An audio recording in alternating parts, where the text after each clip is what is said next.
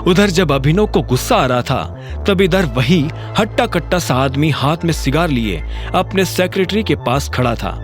उस आदमी ने पूछा, टाइगर दिखता कैसा है, कुछ पता चला? हम वही पता करने की कोशिश कर रहे हैं सर। मुझे 1 हफ्ते में उसकी सारी डिटेल्स चाहिए। हमारे जासूस से कहो कि जरा जल्दी काम करना शुरू करे। इतना कहकर उस आदमी ने सिगार का कश लिया और खिड़की से बाहर धुआं उड़ा दिया। अभिनव के साथियों ने उसे बेइज्जत करना शुरू कर दिया था, मगर अभिनव जितना हो सकता था उतना शांत रहने की कोशिश कर रहा था। उसे पता था कि ये एक लंबी रात होने वाली है और वो इस रात को ऐसा कोई पंगा नहीं करना चाहता था जिससे उसे फिर से अनन्या और उसके परिवार की 2 बातें सुननी पड़े। उसने कामिनी से कहा, मैं अनन्या की कंपनी में काम नहीं करता हूं, हम लोग अंदर चले। और आज अचानक से ये रीयूनियन रखने की क्या सूझी? हरीश ने यह सुनते ही अपना गला साफ किया और कामिनी के हाथ में अपना हाथ डालते हुए बोला, चलो अंदर चलते हैं। वो देखो कृतेश भी आ गया। हेलो कृतेश। अभिनव ने जैसे ये सुना तो वो पलटकर देखने लगा। कृतेश बिना अभिनव को देखे उसके बगल से निकल गया था। एक अमीर बाप का हैंडसम लड़का कृतेश सभी का चहेता था। लड़कियां उससे अपना बॉयफ्रेंड बनाने के सपने देखती रहती थी और लड़के उससे अपना जिगरी दोस्त। हेलो पीपल, कृतेश ने जोश में कहा। तभी उसकी नजर अभिनव से मिली और वो बोला, ओ हो, मुझे नहीं पता था कि तुम भी यहाँ आने वाले हो। हेलो कृतेश, अभिनव ने झूठी मुस्कान के साथ कहा। चलो तो फिर पार्टी शुरू की जाए, हरीश ने कहा और सब लोग अंदर चले गए। वो सभी एक बड़े से हॉल में पहुंच चुके थे। अभिनव बहुत सालों के बाद उन चेहरों को देख रहा था जिन चेहरों ने कुछ साल के लिए उसका जीना हराम कर दिया था।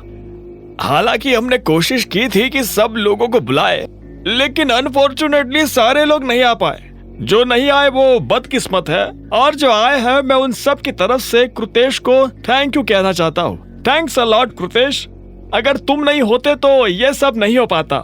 गिरीश ने कहा, हाँ, कृतेश की वजह से ही हमें ये होटल मिला है। He is paying for all of us. Kritesh, अब तो बता दो ये सब कितने का पड़ा? कामिनी ने पूछा। यह सुनते ही कृतेश के चेहरे पर शर्म भरी मुस्कान आ गई और उसने कहा, सबसे पहले तो आप लोगों को थैंक यू। उसके बाद कृतेश कामिनी के पास आया और धीरे से उसके कान में कुछ फुसफुसाने लगा। कामिनी उसकी बात सुनकर हंसे जा रही थी। अभिनव एक लड़की के बगल में आकर बैठ गया था। वो उसे जानता तो था, लेकिन उसका नाम भूल चुका था। तभी एक लड़की ने कामिनी से कहा, मैंने सुना है तुम वर्ल्ड टूर पर गई हुई थी। कामिनी ने घमंड भरी मुस्कान के साथ कहा, हाँ, मैं अभी 10 कंट्रीज घूम कर आई हूँ और अभी थोड़े दिनों बाद पेरिस जाने की सोच रही हूँ। और इस बार तो मैं भी इसके साथ जाने का सोच रहा हूँ। इंडिया से काफी बोर हो गया हूँ। हरीश ने कहा और हंसने लगा। बाकी सभी लोग भी उनके साथ हंस रहे थे, सिवाय अभिनव के। इतने में कामिनी ने कृतेश की तरफ देखा और बोली, वैसे तुम आजकल क्या कर रहे हो? मैं तो अभी इंडिया में रहने वाला हूँ। कुछ प्रोजेक्ट चल रहे हैं, उन पर काम कर रहा हूँ। बाय द वे, हम लोगों को ऑर्डर प्लेस कर देना चाहिए। जिसे जो खाना हो, जो पीना हो, वो ऑर्डर कर सकता है। And yes, don't worry about the bills. यह सुनते ही अभिनव को हंसी आ गई। वो जानता था कि कृतेश शो ऑफ करने की कोशिश कर रहा है। देखना, ये अपने पापा की किसी कंपनी को संभालने के लिए यहां रुका होगा। इतने में डेविड नाम के एक लड़के ने कहा, तुम लोगों को पता है, पूरे देश की अमीरों की लिस्ट में अभी कृतेश के पापा का भी नाम ऐड ऑन हुआ है। नाम तो अभी ऐड हुआ है, पर अमीर तो इसके पापा पहले से ही थे, नहीं कृतेश? इतने में कामिनी ने कहा।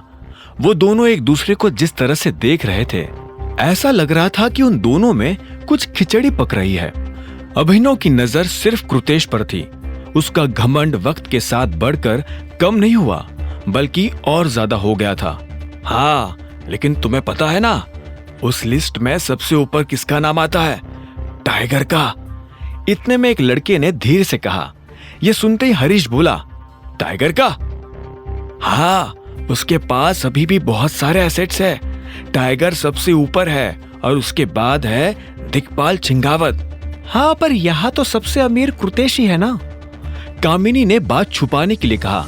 क्या बात है अभिनव, इतनी हंसी क्यों आ रही है भाई? इतने में एक लड़की ने अभिनव की तरफ देखते हुए पूछा। इतने में एक और लड़की ने कहा, पहले तो ये बताओ कि इसे यहाँ बुलाया किसने है? मैंने बुलाया है, ये भी हमारा क्लासमेट रहा है। नहीं, हम लोग क्लास में जरूर साथ बैठते थे, लेकिन अब हम साथ नहीं बैठ सकते।